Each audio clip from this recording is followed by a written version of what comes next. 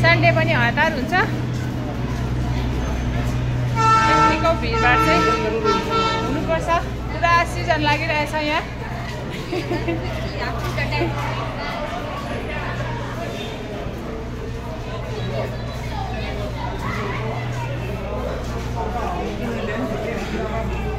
यो केटीको चाहिँ रेलवे स्टेसनमा मात्रै सुट गर्दा छ भन्छ। अब यही बाटोमा आउँदा मात्रै याद हुन्छ, अरू जग्गा गएपछि याद हुँदैन।